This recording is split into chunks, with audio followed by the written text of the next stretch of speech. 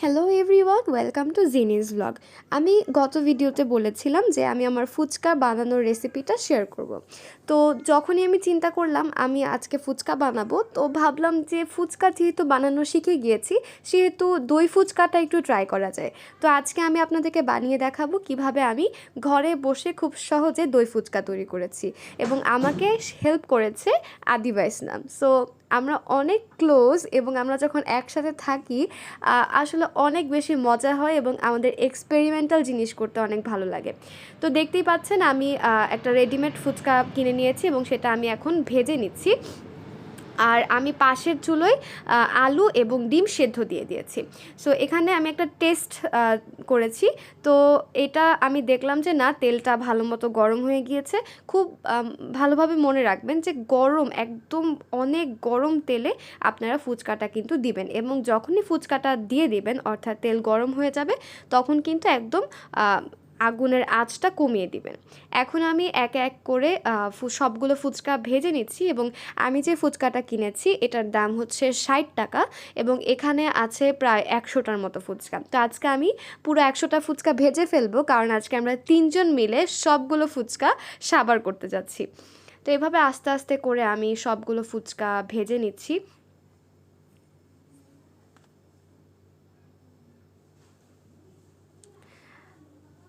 এবং আপনারা খেয়াল করছেন যে এটা কিন্তু অটোমেটিক উল্টিয়ে যাচ্ছে, একটা সাইড হলে নিজে নিজে উল্টিয়ে যাচ্ছে। আর এর মধ্যে কিছু একটা ঘাটতেরা ফুচকা আপনারা পাবেন যেটা আসলে ফুলবে না। তো এই দু একটা আপনাদের ইগনোর করতে হবে, এবং এটা যখনই দেখবেন যে ফুলবে না, এটা কিন্তু উঠিয়ে ফেলবেন, না হলে এটা কিন্তু খুব তাড়াতাড়ি পুড়ে যায়।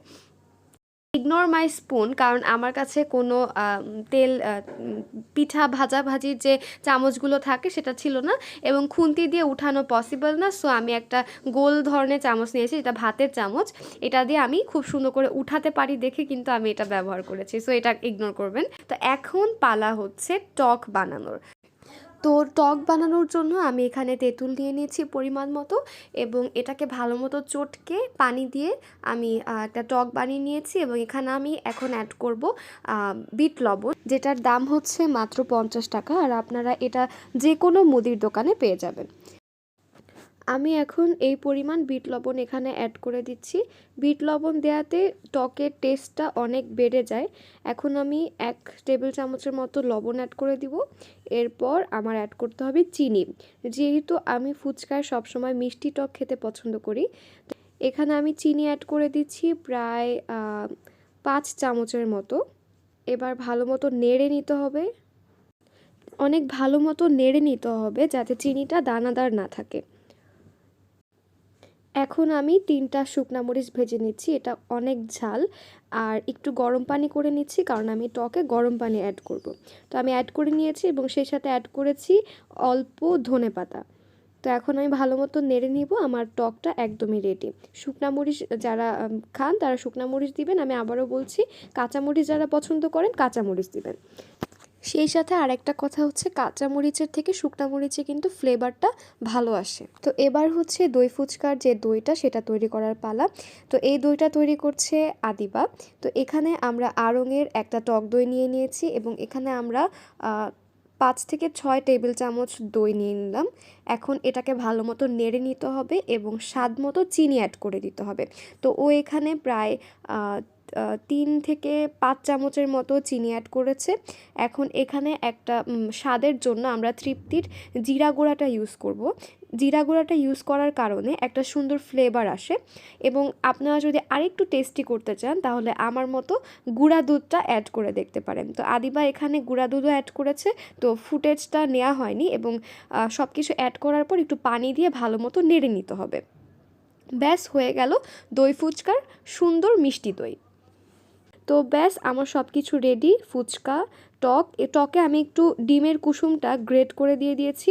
এখানে দেখতে পাচ্ছেন এক্সট্রা পেঁয়াজ কুচি, চানাচুর, দই।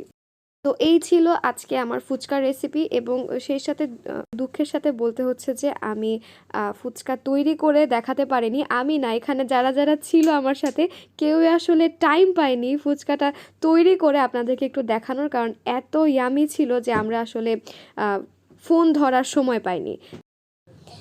আর একটা কথা তো বলতেই হয়, না বললেই নয়, যে আমরা যখন মামার ফুচকা খাই তখন ৮ থেকে ১০টা ফুচকা খেয়ে আসলে আমাদের হয় না।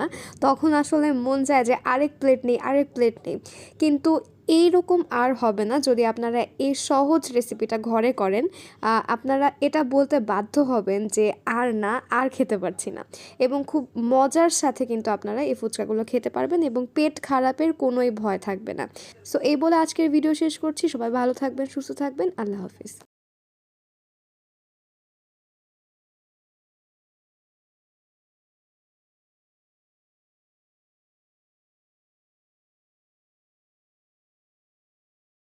সো এই বলে আজকের ভিডিও শেষ করছি। সবাই ভালো থাকবেন, সুস্থ থাকবেন। আল্লাহ হাফিজ।